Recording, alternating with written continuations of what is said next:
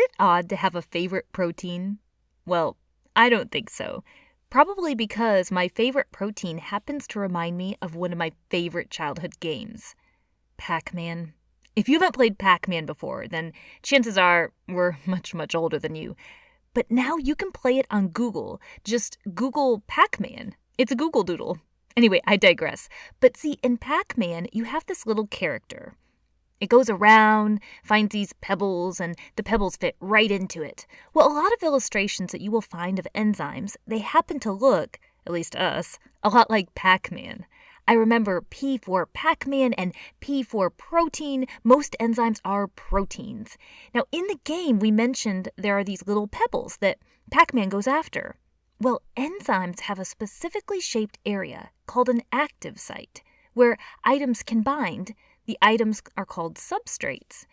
It's very specific binding because the active site is specifically shaped for the substrate that binds there. Very specific. So what happens when a substrate binds an enzyme? Well, usually the substrate is held there with some weak bonds because it's not going to stay there forever. And something called induced fit will happen, which means the active site can change its shape even more to bind that substrate, like an enzyme substrate hug. The enzyme can either build up or break down the substrates that specifically bind to it, and we call the resulting item the product. An enzyme has the ability to really speed up reactions that technically could happen on their own, but with the help of enzymes, they can be sped up to make processes effective for life. Let me give you a great real-life example. The enzyme lactase. Another really cool thing about enzymes is that they often end in ASE, like lactase. Many sugars, on the other hand, end in OSE, and lactose is an example of a sugar. Lactose is a disaccharide, meaning it contains two sugar molecules bound together. We don't actually digest it so well in that form. It's big. The enzyme lactase has the ability to break lactose down into smaller parts that our body can digest. And this is a lot better option than waiting for a chemical reaction with lactose to happen spontaneously. Now, with the lactase enzyme, lactose can be broken down quickly and digested. Now, there are some people that do not produce enough lactase. They can be what we call lactose intolerant, which means that if they consume foods that have lactose, such as milk, it can make them sick. They can't break the lactose down efficiently without lactase. In that example, one thing to point out, lactase, the enzyme, can break down a lot of lactose, the substrate. The lactase doesn't get used up in the reaction.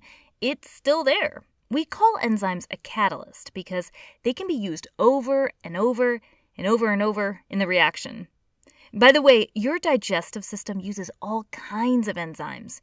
You have lipase, and that breaks down lipids, which are fats.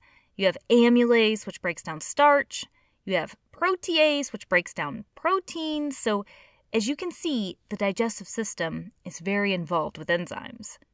Another thing to point out is that enzymes don't always work alone. Sometimes they get some help. Some often underappreciated but essential little helpers are called cofactors and coenzymes. They may bind to the substrate or to the active site. They help the enzyme do its job of building up or breaking down substrates into products. Now, you didn't forget our Pac-Man analogy yet, right?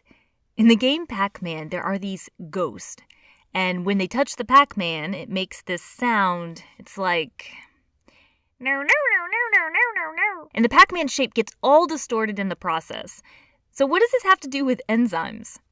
No, there aren't ghosts around, but enzymes do have certain ideal conditions that they like. For example, an enzyme that is in your stomach would have an ideal pH that is very acidic because the environment in your stomach is very acidic. Different enzymes have different ideal pH and temperature ranges. If an environment changes out of an enzyme's ideal pH or temperature range, then something that reminds me a lot of that horrible sound I tried to make can happen. The enzyme becomes denatured. That means its shape becomes distorted. It can no longer bind to its substrate. It can no longer work correctly. It is finished. Well, that's a dramatic end to enzymes. Keep in mind that if you have an interest in this topic, many medical researchers have a large focus on enzymes. Enzymes regulate a lot of the body processes, and many diseases can involve specific enzyme production, or the lack of it. Well, that's it for the Amoeba Sisters, and we remind you to stay curious.